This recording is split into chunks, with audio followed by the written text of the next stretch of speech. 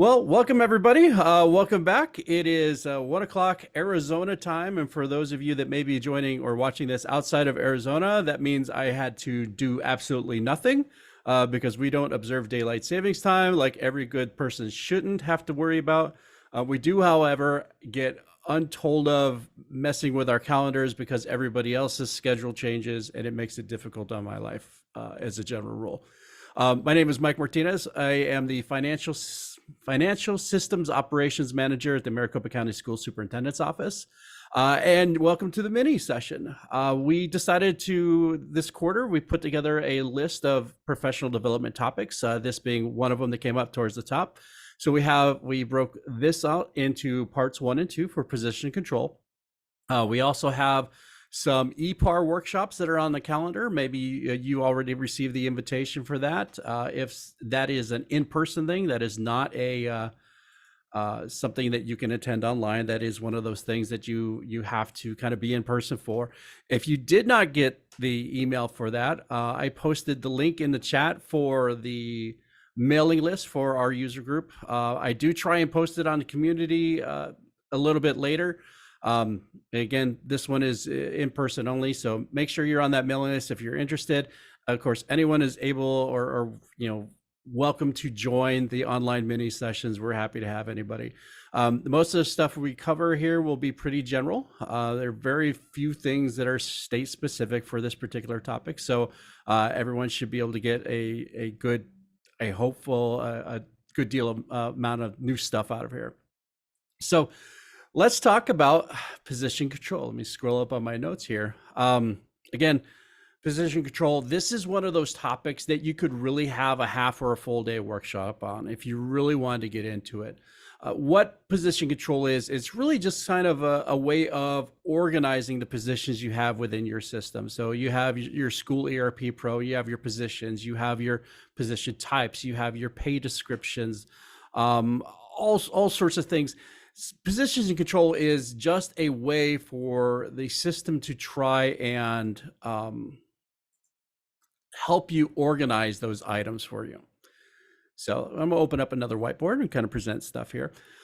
So let's take a look at position and control itself. So this is the position control screen, or a copy of it within payroll, and hopefully everyone can see it. Someone give me a thumbs up there. You can see the whiteboard on there. Awesome. Perfect.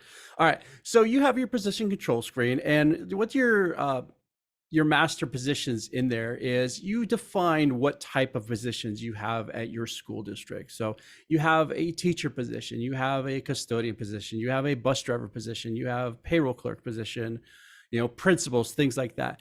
And you keep them as general as possible. This is not the area where you break things down into third grade teacher or math teacher, STEM teacher, art teacher, whatever.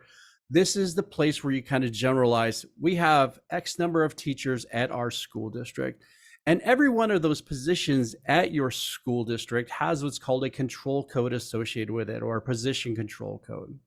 And we'll pull up the grid in a little bit and kind of show you where that is. So let's say, for example, here we have 2 teacher positions. This is a small school, and it's of course a school I made up. So you have 2 teacher positions here. You have one teacher position which has Bob Apple in there, and his control code is 1191. And then we have another vacant position that needs to be filled. Its position control code is 1192. Now they are both teachers. What they are beyond that, it doesn't matter. What we are doing is we are indicating and identifying these positions as teachers within our school district. And this is the part where I kind of want to put on your HR and your payroll hat. Everybody has worked or had experiences working with an employer, and you're all, we're friends, we're family. I'm a person, I'm not a number. This is the part where, yes, you are most definitely a number. You are not teacher Bob Apple. You are position 1191 and you are position 1192. And as far as the system is concerned, that is your number for all eternity while you stay in that position.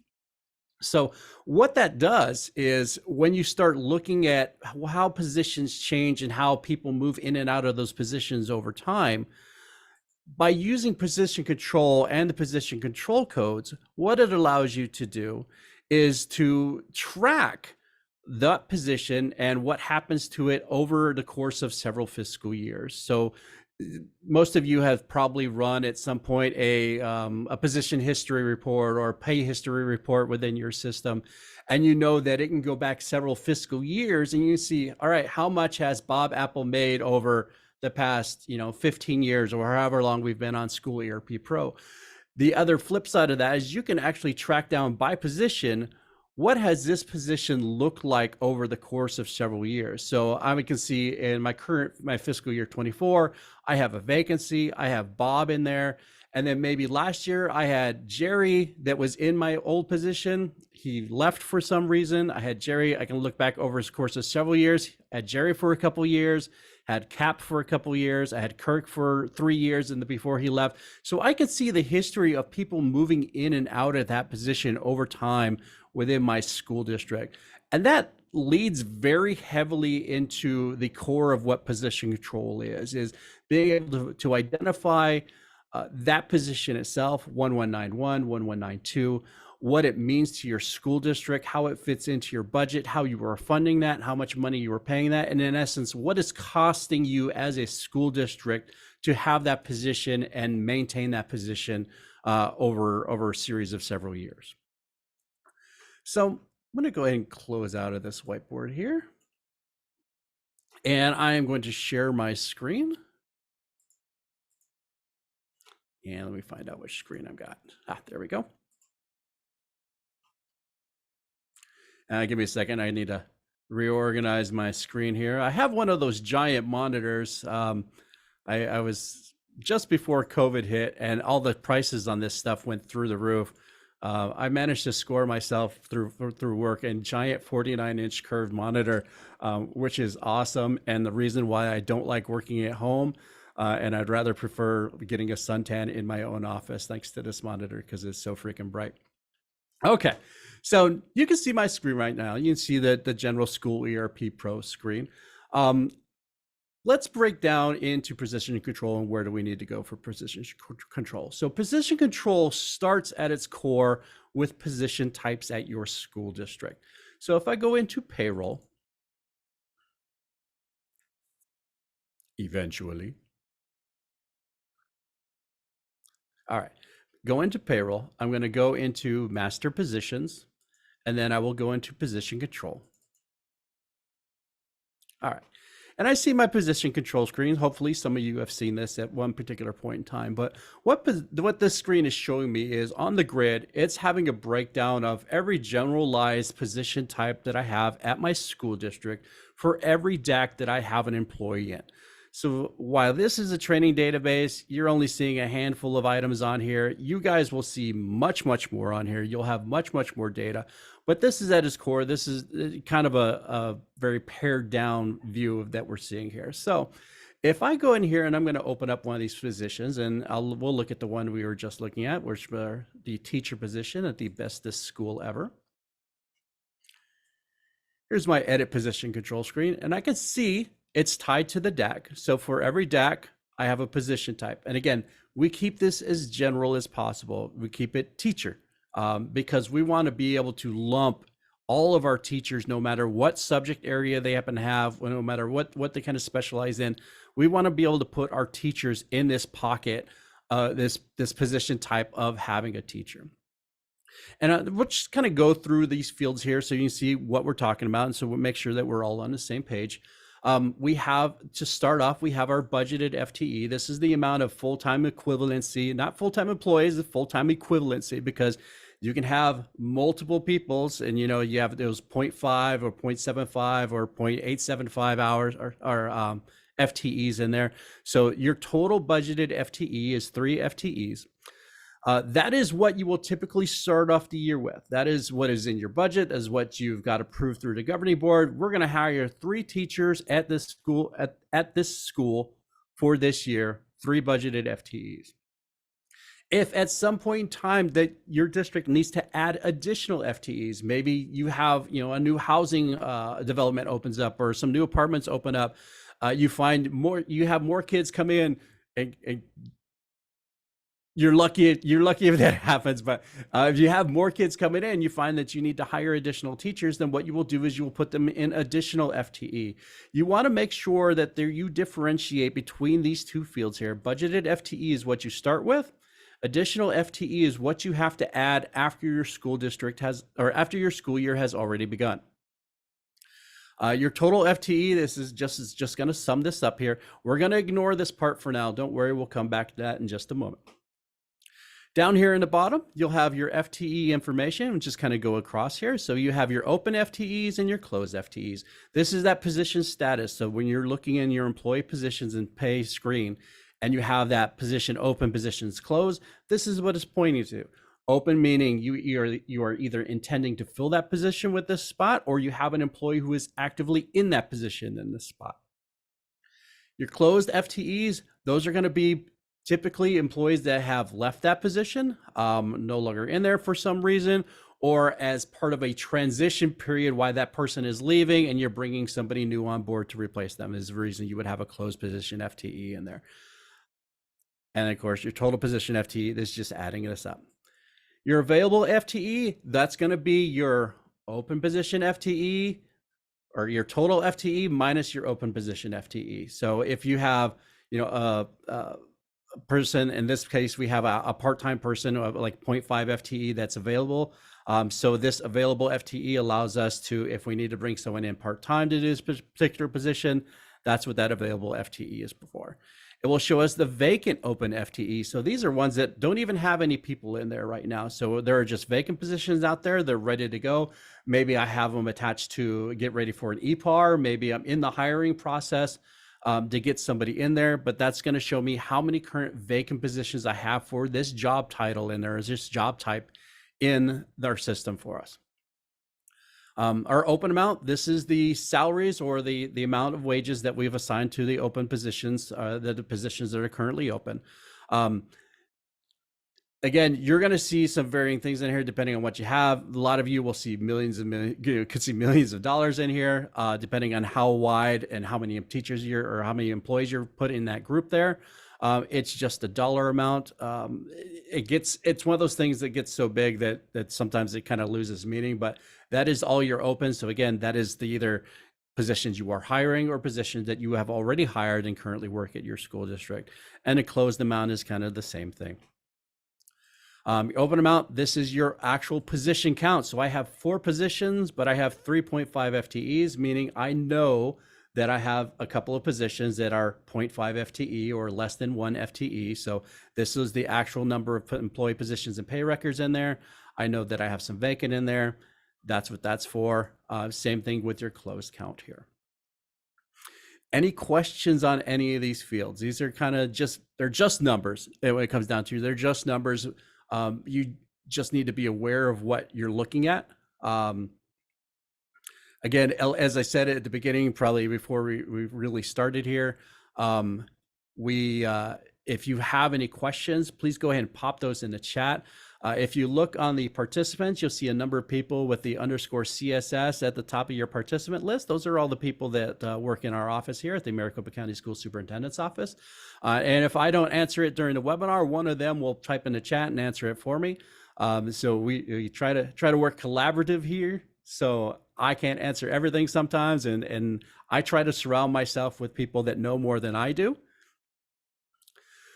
Question came up, does the additional FTE move to budget FTE when you roll? So no, it does not. That is an item that you have to explicitly do to have that happen. So don't worry, we will cover kind of how that works. Okay. The other thing on here, you have the change log. So if you see any changes in here, like a lot of people, you guys are used to the change log, but let's go back to sort of our little miniature elephant in the room here as to what these 4 little radio buttons up here, and they are radio buttons, so you can only choose one of them at a time. The default is none. The default should really be check budgeted FTE, but when you create a new position type, it's going to default to none. So what does that mean? I have someone waiting in the, do we have a participants? Let me see participants. I don't see anybody in the waiting room. Give me a second here. Hold on a second. do you solid. And if you have anybody that was having problems getting in, I'm going to go ahead and paste the link. Just send them that link and they should be able to pop right into the Zoom meeting here. All right. So these radio buttons here. So what do they do? So back in the day when they first introduced the idea of position control within Infinite Visions at the time, you had one or two options. You had none or you have check budgeted FTE. And what check budgeted FTE is, it will not let you exceed the total FTE that you have allotted for this position. So if you have 4 FTEs worth, say 4 full-time positions, you have 4 FTEs worth of positions in your school district in here. The moment you go to try and create position number 5, it's going to give you a message saying you have exceeded your budgeted FTEs or your total FTEs for this position, and it will not let you create an open position for this job. You can still create a closed position because that's really what it's checking for. It's looking for open available FTEs that you have in this particular position. That is, in my mind, should be the absolute default. You should not be able to add a position beyond what you have initially budgeted, because you're really kind of going outside, heading down that slippery slope of people just adding positions in there and not going through the proper processes. It should start, someone needs to request a position, someone in payroll or HR, depending on how you have your duties segregated, will come in here and they will add an additional FTE, they will create the vacancy.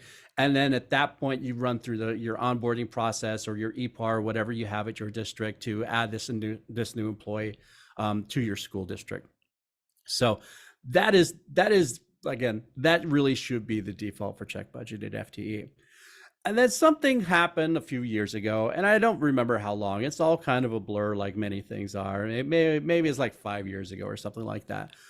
They added in check budgeted FTE and filter by account, and check budgeted FTE by account. So these add in some new twists. So if I select this radio button here for check budgeted FTE and filter by account, I can see that this middle tab that was grayed out before, that is now available. If I click on this, I can actually see some new fields in here for an account mask, assigned position, FTE, closed position, things like that. So it allowed me to put an account mask in here. So what does that do? All right, let me stop and back up for a second. So I'm going to go ahead and click OK, and I'm going to say, account need to be added. All right, I'm going to just hit that for now. I'm going to click OK. I'm going to back out. The cool thing about doing this in a webinar and splitting this up in 2 parts is it allows me to go down a couple of rabbit holes. So I'm just going to pop down a really quick rabbit hole, and don't worry, we'll come back in just a second here. So I'm going to click OK. Yes, change log. Technically, yes, you should always put a description for what you changed in there, but no, I didn't. All right, so in payroll, if I go into configuration in payroll default settings, I'll open this up here. I see towards the top here, my salary expense code filter. Now, this is one of those things that for most people, somebody has put this in long time ago, and you've never had to touch it and you've never had to worry about it because it just always was, and maybe you're not quite sure what it did. The salary expense code filter, what this does is it limits what you can pay your employee positions out of. So for this particular district, the way that it's set up, I have one salary expense filter in here, and I have all this in here, and I have 61 question. That's our object code. So the system will not let me create a position if it does not meet this salary expense mask in here. So if I go to fund position and I try to put 62 something in there, it doesn't let me. It'll stop me outright. Or 63, or put in anything that doesn't meet this salary expense code mask. It will stop me from putting stuff in there, which is perfect because you don't want people will do the darndest things. We all have new employees, and a lot of times they're not going to know account codes or to come in. You're trying to find someone. Hey, I need you to fill out this position, put in the information, and maybe they put the wrong account code in there. I mean, we've seen some weird stuff happen before. I've seen people accidentally paid out of cash accounts because they had a bad salary expense filter, or like a 6600, which is it's a supplies or something like that. Not the best way to do that. So they put this in here, and I'm going to close out of there and go back into position control. What this does and I'm going to open up my teacher again, check budgeted FTE, is I can further tighten the screws on what account codes I want them to use on this particular position.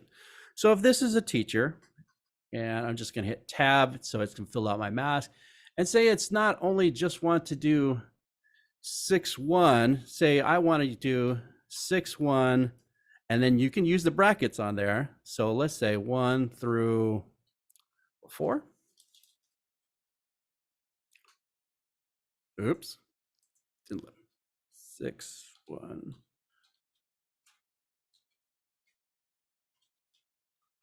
I forgot to delete those out. 3. There we go. All right.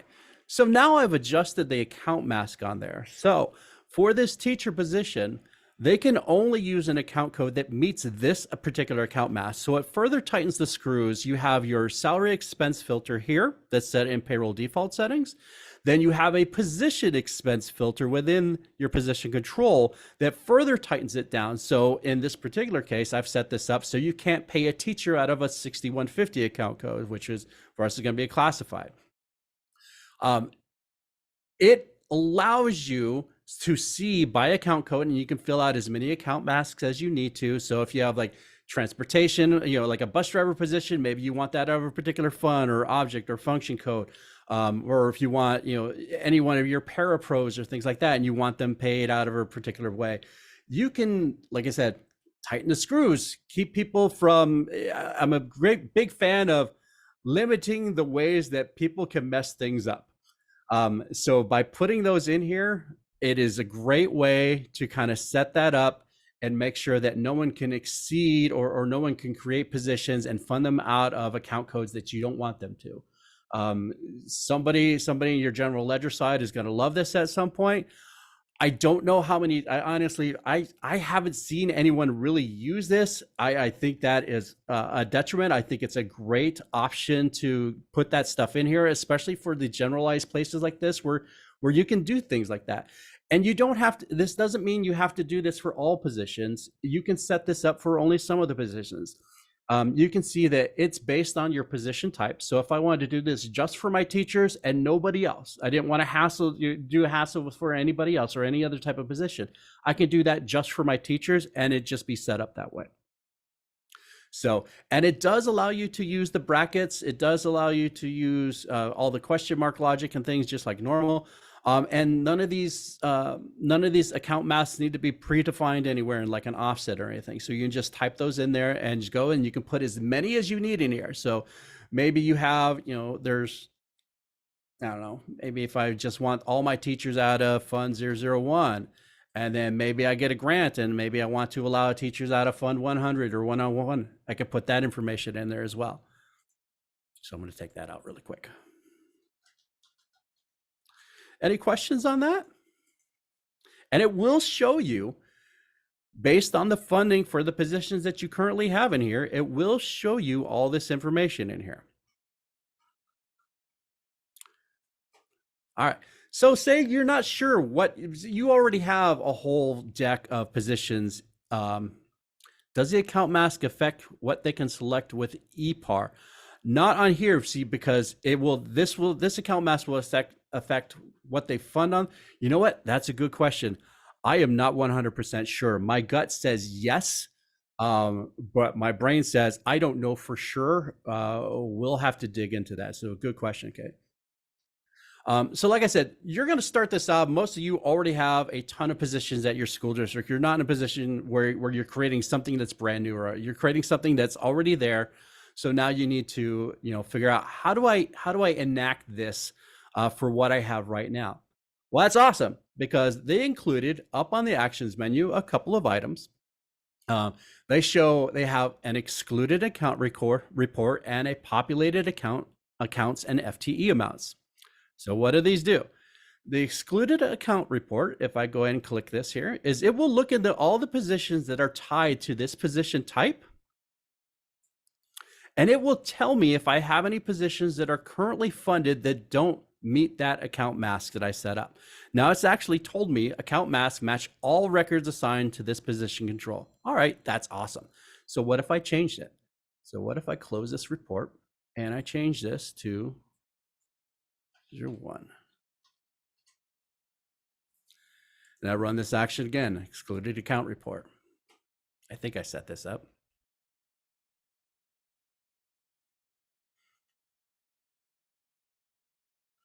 All right. So I can see based on my account mask in here, it's actually generated a report and it's told me that this position is actually funded out of a different fund than 001. So we have 346, it's gonna be ESSER funding. So it's pulled it out of a different fund and it's identified it to me. So I can either adjust my mask or add a new mask that incorporates that additional fund that I've put in here. So I'm gonna close this report. The other option is I can go up to actions and there's an option to, and let me delete this here.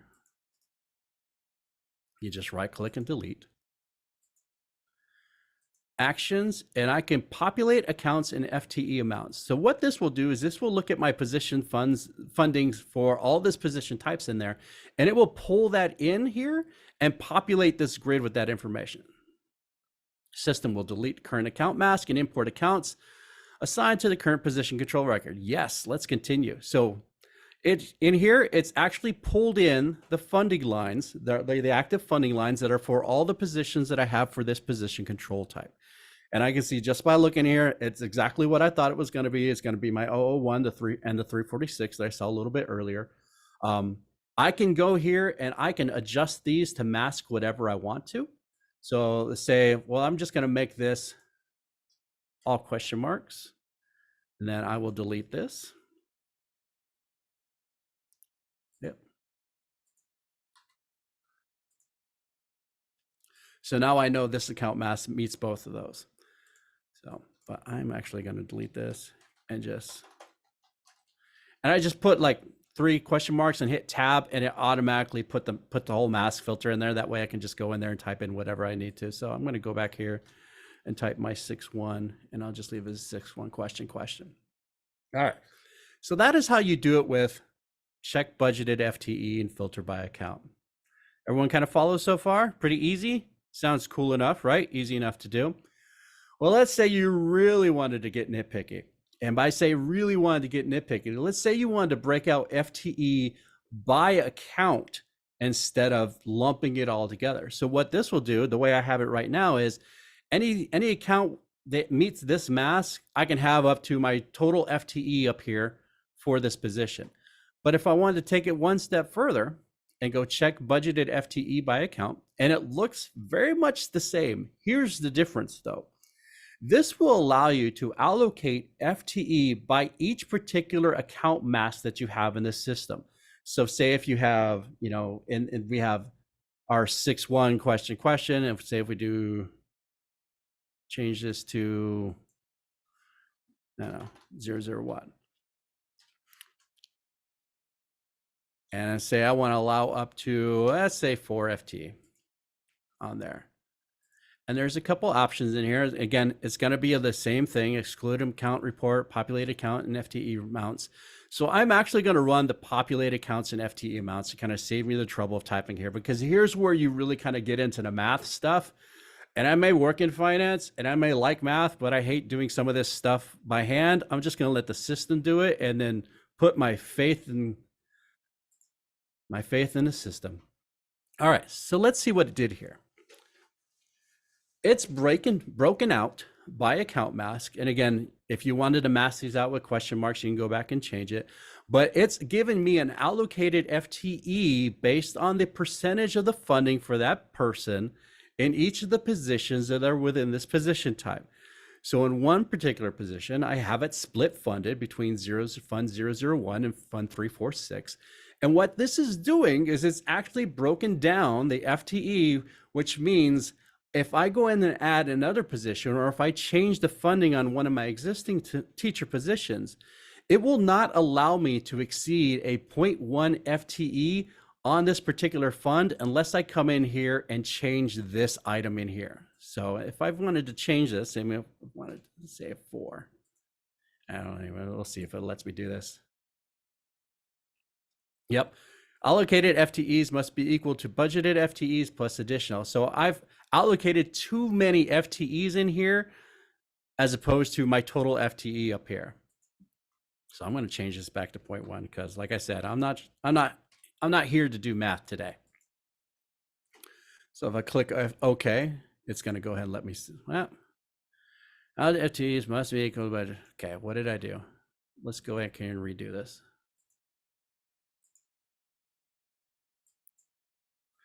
All right, allocated FTEs must be equal to budgeted FTEs plus additional FTEs. Okay, so I'm missing a 0.5 in here. So let's change this to 3.9. Because I have to make this here, my total FTEs, match my allocated FTEs that I have in there. That's what I was missing. There's my change log. And I'll pop back in here just to take another look. And so this is where you can get really nitpicky. So say, for example, you have a grant fund and you're only allowed to, you're only going to have so many people paid out of this grant fund, or so many dollars or so many FTEs out of this grant fund. You can come in here and you can specify exactly how many FTEs you're going to allow to hit that grant fund. And again, it's going to look at your position, your percent on your position. It's going to hit that against the FTE that you have for that position. And that's what's going to generate your allocated FTE for that position. So if I have a part-time, a full-time employee, a full-time equivalency of 1, FTE of 1 on a position, and I have it split 50-50, it's going to give me 0.5 and 0.5 in this particular screen for my allocated FTE. That's what that means. Any questions on that? That gets a little more nitpicky. I don't know if I care for it. I can definitely see a use case for it. There are certain positions that you may definitely want to do this for. Again, I'm much more of a fan of the filter by account and check budgeted FTE. Okay. Back to edit here. All right. So what's on the action items up here? Let's take a look here. So just a couple things to pop out here. Show positions, which is a nice little thing where I can have highlighted in a particular grid here. I can go up to actions and show position, and it will show me all the positions that are of that position type in this grid and show me all the information on it. It doesn't let me drill down into anything though. So it's of limited amount of usefulness as far as I'm concerned, but it will give you the position control codes, and you will be able to see kind of a snapshot of the probably the more important information that are going to be in this screen. Create positions. This will allow you to actually, from this screen, without going into employee positions and pay, create a vacant position in this position type that you can then turn around and assign to somebody. So what does that look like? If I go to create position, here's a little snapshot. It's going to ask me how many positions do I want to create, what kind of FTE I want to get to them, state job code, generic information that you're going to put in here. And what that will do is that will create the vacant position for you in employee positions and pay that you can go in there. You can either, sign for an EPAR or have sitting out there so you can pre-encumber your monies, whatever happens to work for you. It's a nice way to kind of copy it from this screen. Personally, I would rather go into employee positions and pay and copy an existing employee or create a duplicate of an existing employee to kind of see that information in there. So, but this is a fast way to do it in case you needed to. Heather, duplicate DAC budgeted positions. This is one of those things that while preparing for this, I kind of played around with this option a little bit just to see what it does. Unless you are creating a new DAC, for the most part, there's not a whole lot to do with it. What this will do is it will take whatever you have on your grid right now, and it will copy those positions into a new DAC. So if I'm going to filter my grid down by my best school ever, and I created a new DAC, and I want to just create all these same position types over in that new DAC, I can go duplicate DAC positions. I'm going to copy to DAC, and then I have, let's do Happy Good Times Elementary. You're about to copy all of DAC budgeted positions on the grid to Happy Good Times Elementary. Yes, let's do that. If I come in here, and now I have a duplicate of all those position types right here, right here. Now you will notice that down here at the bottom, it defaulted this to none again. Again, I don't know why why they decided to do it that way, but that's just the way it was. So there's your defaulted positions. You can come in here and you can change them as needed be. All right. And then there are some mass updates because like I said, if you wanted to change them, if you have a lot of them default to none, you want to change them to at least check budgeted FTE. Check budgeted FTE should be at least the bare minimum of what you have in the screen. If you come in here and you have a whole bunch of nuns, I would recommend at least changing them to check budgeted FTE and try and get a head start on there. All right. Any questions on this particular screen on the position type? Where did the numbers come from for the budget column in positions and pay? Salary schedules. So we'll take a look at that. If we get that to the end, we'll take a look at it and we'll just kind of take a look at that. All right. So I'm going to go ahead and close out of my position control screen. The next part of position control is you have your position type, right? You have your teacher, you have your bus driver, you have your, payroll or AP clerk, something like that. The next thing underneath that is actually going to be your position descriptions. And if I open up position descriptions here, or just descriptions, these are a list of all the position descriptions that I have at my school district. And it can kind of grow over time, and whether you need any of them or not is entirely up to you. You can actually come in here and delete position descriptions, assuming that there aren't any positions in your position inventory that still have that description. But before we get into this, I'm going to close out of here and I'm going to go back here and I'm going to show you something that you're absolutely going to need to do first. In your payroll default settings, and I recommend this for everybody, go into advanced, and under advanced, about halfway down, there is a little checkbox here that says require pay description to be predefined. For the most part, when people go to create a position in positions and pay, or anywhere else for that matter, they go in there and they will just start typing away like crazy madmen that they are.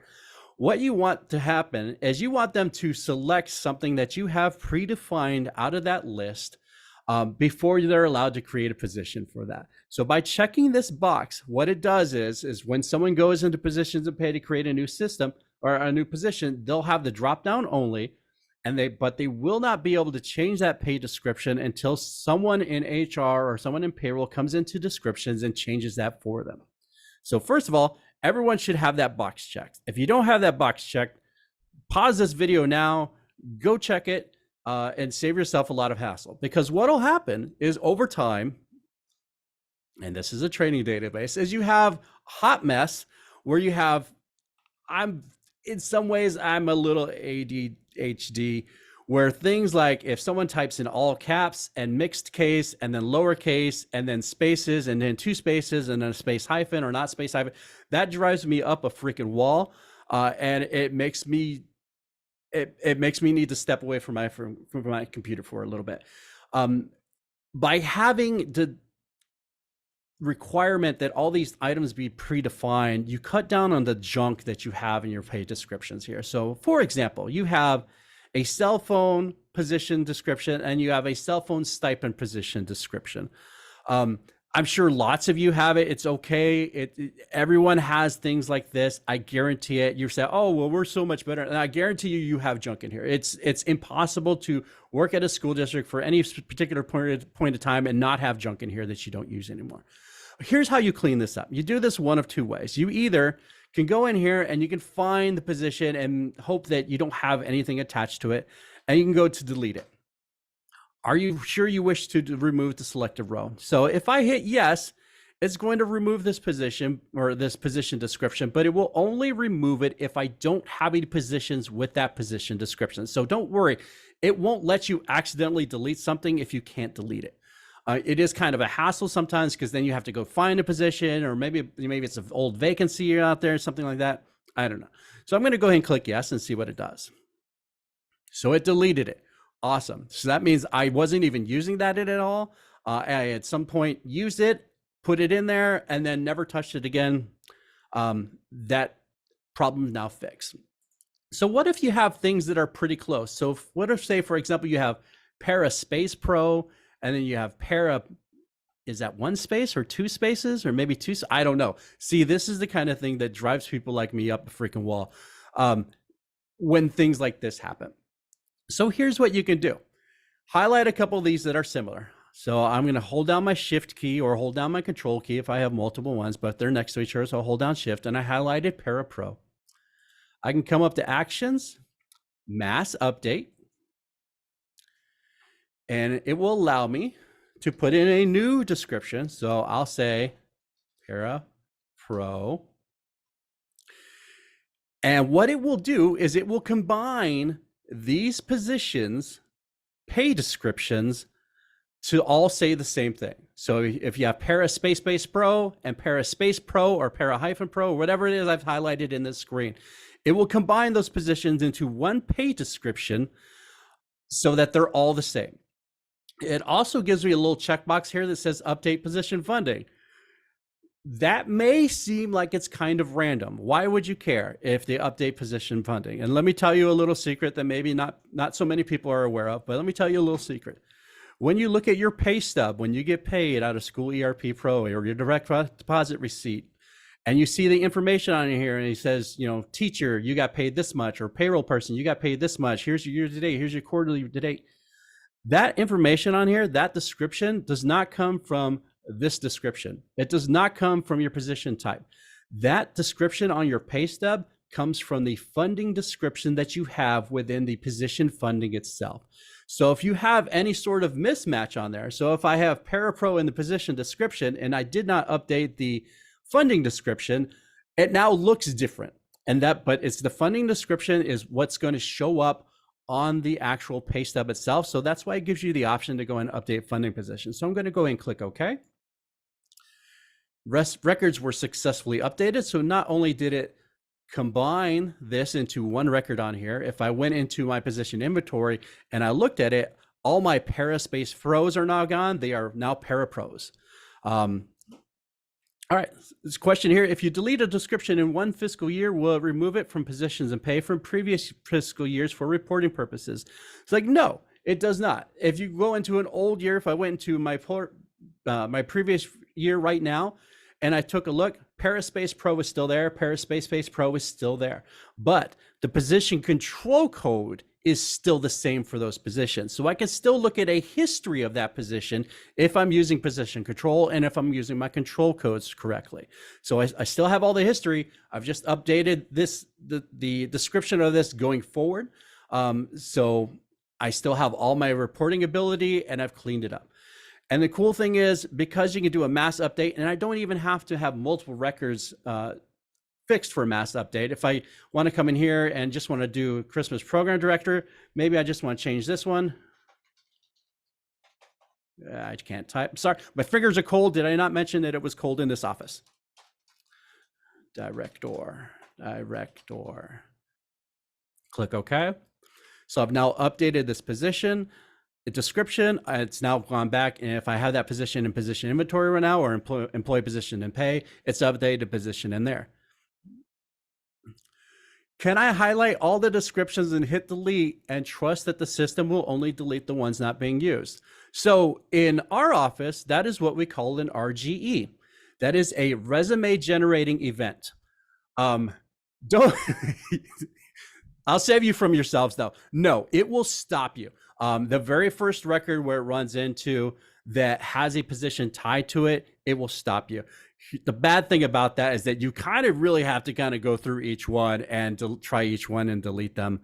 You can try chunks of them if you haven't used any in a while and see where it gets you, but it's not going to tell you exactly where it stopped, or it's kind of a crapshoot, to be honest with you. So there's some manual work involved in some of this cleanup stuff.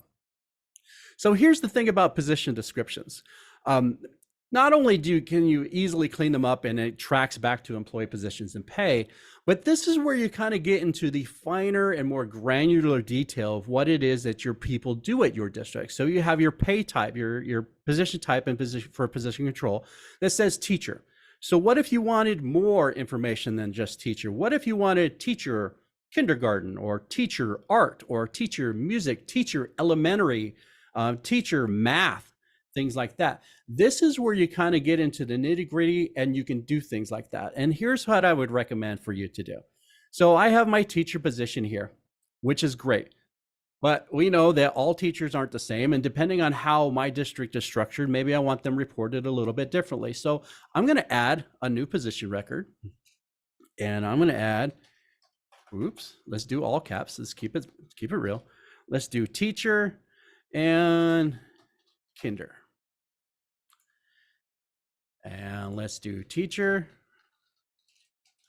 math. I don't know. Let's see. Teacher, music, and so on and so forth.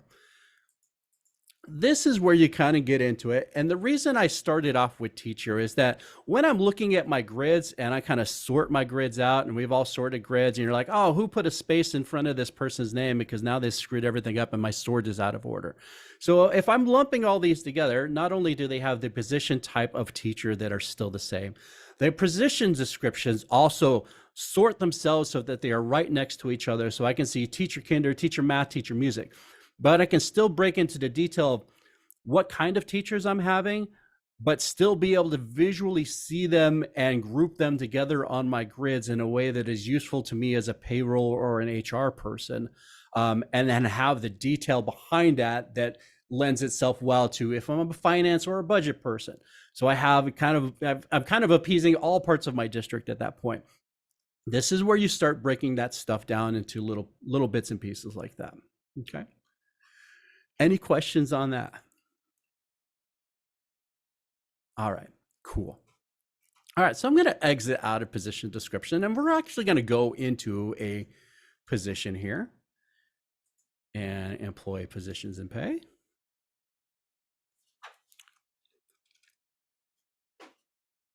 All right. Well, I don't have a ton of employees, so I'm just going to hit apply selection. Some of you have probably already learned better not to do that ever. But me, I like to live life by the seat of my pants.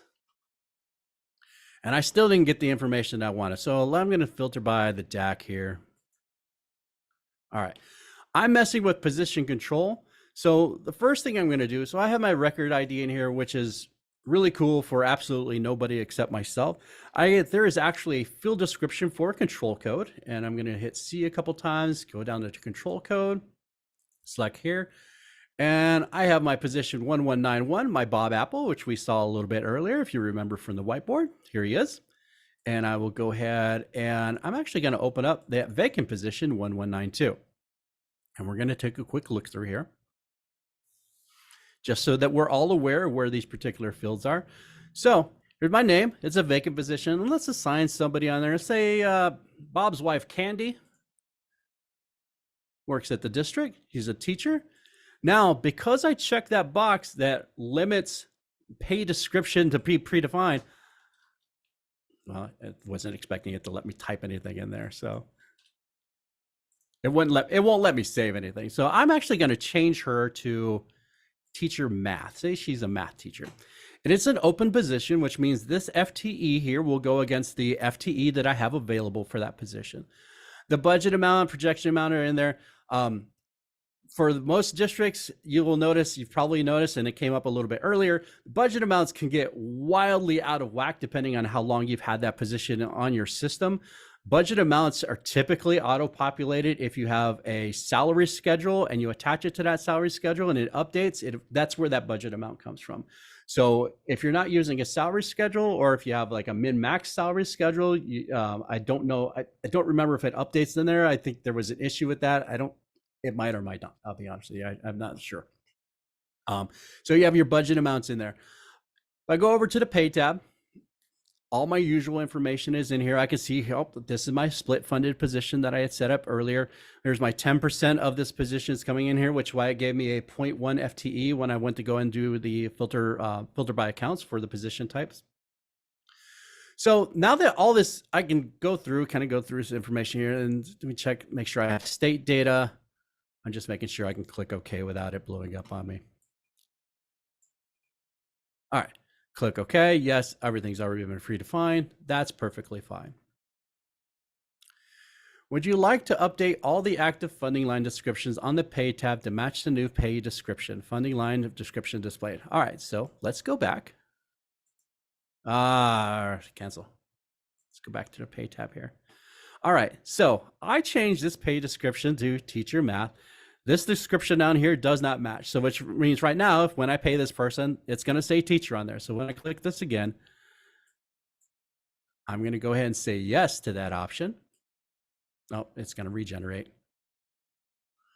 Now it's going to update my active funding line. See, if I look behind there really quick, it did change it to teacher math. So that's what'll show up on her pay stub. Click OK. Let it save. Let it do its thing.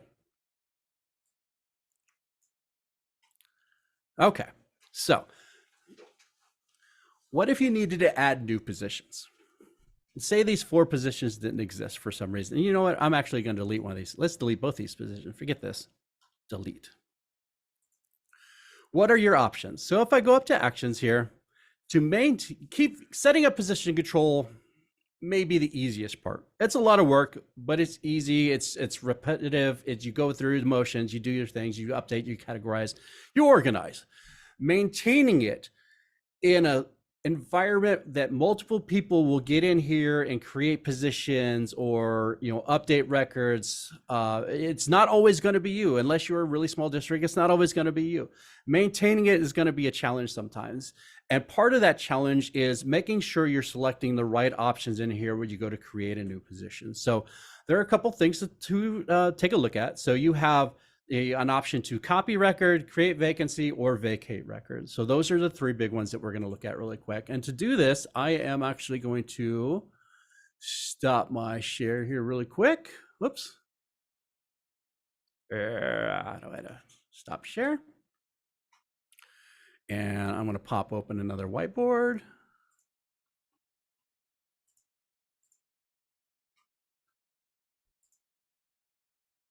All right. So here's our employee positions and pay screen. Again, the big 3, copy record, create vacancy, vacate record. So what do? So a copy record will take the position and pay record. It will create a new position and pay record with the same position type, same position description, but a new control code. So this is something where you are, hey, I have 2 teachers. I need a 3rd teacher for this position. This is where you copy record, you create a new position control code so that that position is now new and separate from the others going forward at that point. So that's your 1193 would that be if I created a new one off the other 2 that I already had. That's adding a new position. The other option is to create vacancy. So this is one where you have an employee that has left or is leaving and you need to fill that position with somebody new going forward. So what you will do is create vacancy. Now, hopefully if you're maintaining position control in the way that you should, you've probably done a lot of these before you did your payroll rollover into this fiscal year. Because what you do, you have teachers that are leaving or they non-renewed their contract, they moved on to greener pastures, they got incarcerated, whatever it is happens to employees at school districts, right? So what you would do is you come in here and you create a vacancy. So you'd highlight that position record, you go create vacancy. And so what this does is it creates a new positions and pay record, same position type, same description, but it has the same control code. So for that position, that 1191 that I had for Bob Apple, what it does is it creates another position of 1191, assigns it an open status, and then it allows me to attach a new employee to that position going forward. So when I look at my history reports and I look at my pay history, I can see all the people that were in this position from the beginning of time up to current. That is your create vacancy. That is what you use a lot when you are filling positions after somebody has left or somebody is leaving and terminating for some reason or another. It also closes the original. So if you're creating a vacancy, it will close the one that you are now, removes it from, or adds that FTE back into the available FTE for that position type. Then the vacancy then turns around and removes that FTE or adds an open FTE for that available position type. Right? All right. And then the last one, vacate record. It's the same everything. Again, that's just you're removing an employee from that position. You're really only going to get to use that at the beginning of the fiscal year. If you haven't paid it at all, you'll vacate the record. It just removes the employee from the position, but it leaves the position in there with the same position control code. So it's great if you're starting out the new year and maybe you didn't create a vacancy right away. That is the time where you're going into that position. You remove the old take the old employee out of there, and it leaves it open so you can go attach to the new employee too. Yeah. And again, Jill, right, thank you. If an employee has been paid at all in a position, and even if that includes even if you pay them and then maybe you was like, oh crap, I shouldn't have paid them, I need to void their paycheck or void their direct deposit. Too late, there's already a transaction on that. You cannot vacate a position once there are any sort of pay transactions on that position at all. So that's an instance where you have to you can't use vacate record, you'd have to use create vacancy, and then you just have two positions with that same position control code until you get to the end of the year, and then you remove the closed position at the end of the year. For those of you who did payroll rollover, there's that option in the payroll rollover. It says remove closed positions. That's one of those double-edged swords. As long as you are aware of what it's doing, you can use it if you've already created all your vacancies and everything. So that is why that particular option exists in there. Okay. Let's go and close. Are there any questions about how those work?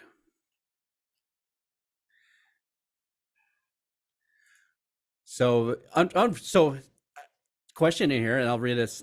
This is unrelated to position control, but can anyone share their expertise on state code, specifically A or pay tables A versus B in the dropdown that the SDER manual doesn't explain? So yes, it is related to position control codes. I will touch on it a little bit. This is actually one of those things that is on my list that we're going to cover in part 2. We are reaching towards the end of our hour here. I want to be respectful of everybody's time. And we've kind of gone through a lot today. So, but I will kind of show you where that is. And it seems like a quick question to answer. So I will take a quick look at it really quick. Go back in here. I will go back into MC Master Train, and this is actually going to be in HR. We will spend some good time in HR next time around. I kid you not. So I've opened up Human Resources, and then wait, and then go to, where is it? Master Positions, State Position Codes. Here's my pay table A. Here's my pay table B. One is classified, one is certified. That's the easy breakdown for it. Whether or not you use all these positions or not is entirely up to you. A lot of these were probably auto-populated or pre-populated by somebody, whoever did your implementation has put this information in here. If you don't use these positions, you are welcome to take them out. There is no requirement for you to keep positions in here that you have no option, you have no intention of ever filling. So if you are an elementary school district and you have a high school teacher or something like that, or vice versa, do not feel that you have to, if you are a high school district, do not feel that you need to keep like something like 207 elementary classroom teacher if you're never going to have any elementary classroom teachers at your school district. So you can take those out. But again, we'll cover those in more detail next time. As for what's happening next time, again, we have another class coming up. I will, did I put the link in the chat? I believe I posted it. I posted it on the Tyler community. You guys should have an email. I also posted the link for our mailing list. I'll send a reminder out for that in a couple weeks. What we will cover in the second part of position control is we will go more into position funding sources. So this is where we kind of get into the nitpicky as identifying funding sources and where employees are paid from and how that bleeds into our reporting requirements. We will talk more about state codes. We will talk a lot more about the position reporting and how your position pay types and your position descriptions will show up on your reports and how you can use those going forward to make everybody look at your positions and go, wow, this person did a really awesome job. So that's it. That's all I have for right now. If you have any questions about what we've covered today, feel free to hang around, put them in the chat. Or if you want to unmute yourself and ask, you're welcome to do that. I hope to get this video up on YouTube by the end of tomorrow. I will be out of town. I'm going to a conference on Wednesday through Friday. So if I don't get it up by tomorrow, definitely look for it for next week. If you need a reminder of what we kind of covered. Again, this is one of those topics that you could really kind of fill a half day with and a full day with, of just how to go into position control, because there are so many things that you may not think are part of position control, but are really part of position control, because you need to think of position control as how is my system organized? How are my positions organized? And how can I get useful information out of it for myself, my finance people, my HR people, my payroll people? How can I get stuff that's useful out of it to me make informed decisions going forward? So great. Thank you, everybody, for joining on. It was great to have everybody. Again, if you have any questions, be happy to stick around and answer them. Or you can email us later. You can email us directly at, you email me directly at mike.martinez@maricopa.gov, or email our general help desk at fss@maricopa.gov. And either way, we'll be more than happy to answer your questions. I hope to see a lot of you next time. I believe the next meeting is, the next minis for this is on December 4th, 4 weeks out, 3.5, 4 weeks out. So thanks, everybody.